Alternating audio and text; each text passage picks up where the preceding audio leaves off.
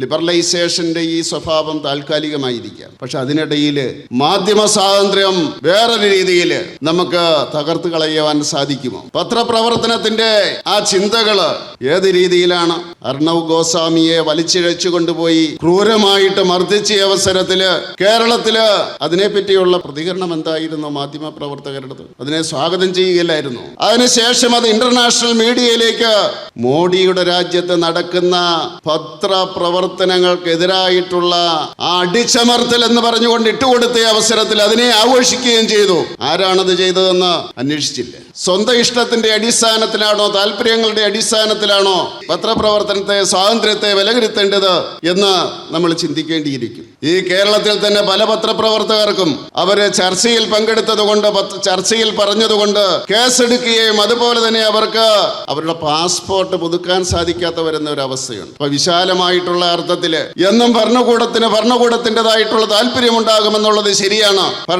ഭരണകൂടം അവരുടേതായിട്ടുള്ള രീതിയിൽ മുന്നോട്ട് പോകുവാൻ വേണ്ടി ആഗ്രഹിക്കും. അതെല്ലാ കാലഘട്ടത്തിലും ശരിയാണ്. അത് അതിൻ്റെതായിട്ടുള്ള പ്രവർത്തന ശൈലിയുടെ ഭാഗമാണ്. പക്ഷേ ഈ പത്രപ്രവർത്തകര് തന്നെ, പത്ര മുതലാളിമാര് തന്നെ ഈ പത്ര സ്വാതന്ത്ര്യം ഇല്ലാതാക്കുന്ന അവസരത്തില്, അത് വിൽക്കുന്ന അവസരത്തില്, സെയിൽ ചെയ്യുന്ന അവസരത്തില് നമ്മൾ ചിന്തിക്കണം, ഇതാണോ പത്രസ്വാതന്ത്ര്യം എന്ന, പത്രസ്വാതന്ത്ര്യത്തിന് വേണ്ടി നിലനിൽക്കുന്നത് ഈ രീതിയിലാണോ എന്ന് നമ്മൾ ചിന്തിക്കണം.